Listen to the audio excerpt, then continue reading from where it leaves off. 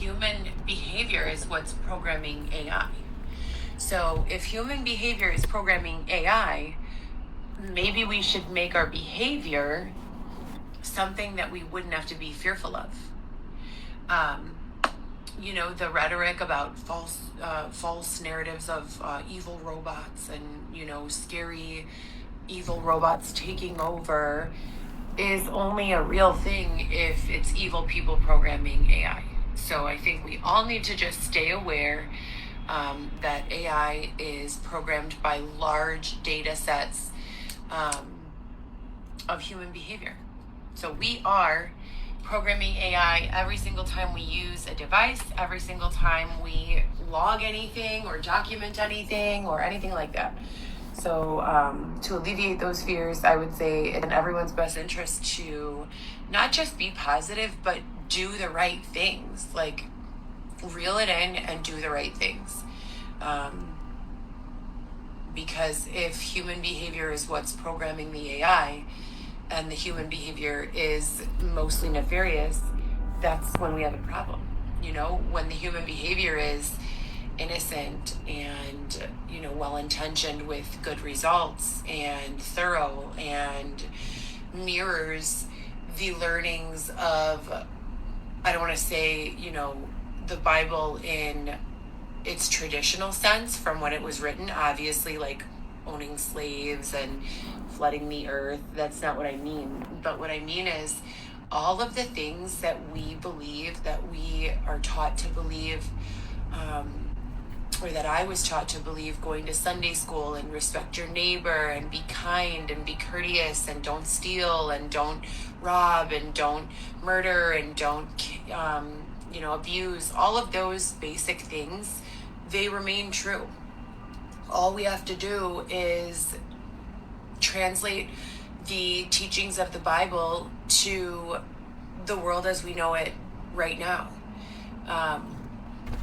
Slaves are not like getting whipped and wearing chains, but we enslave people when we turned a blind eye to things like poverty and starvation and inequalities in social justice and in the class systems and all of this stuff. And I'm so tired, and I'm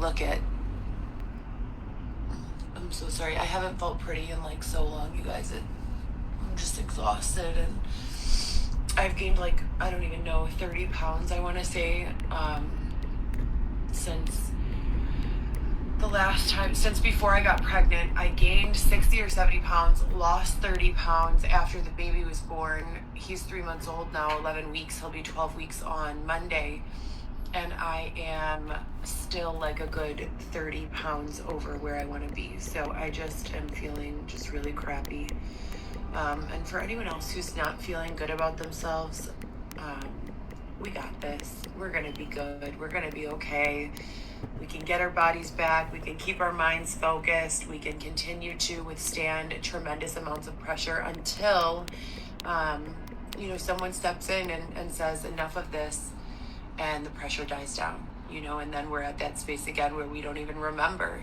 Funny thing about humans is that when we struggle, when we're in the midst of struggle, the longer the time period passes from that struggle, the less we remember it.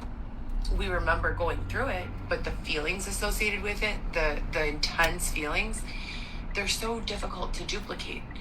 Those periods of intense trauma that we feel, because they are traumatic, in order for them to be traumatic, they have to be unique. For instance, someone who's abused every day of their life, it becomes normal for them. If they're abused since child, years, it becomes normal for them. And therefore, doesn't seem traumatic to them in the day-to-day. Once it stops and they establish a new normal, that's when it becomes a traumatic experience. Isn't that wild? But with that being said, the more time that passes, the easier it is. And that's just a rule for everyone, not just me. So if you're feeling anything less than amazing today, like I am, sending virtual hugs and tons of support.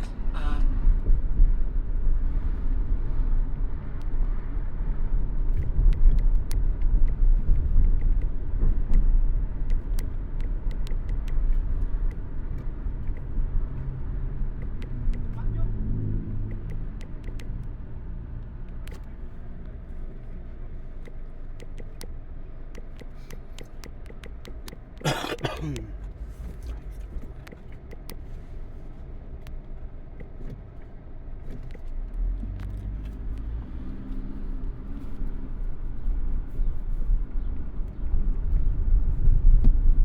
hugs and tons of support.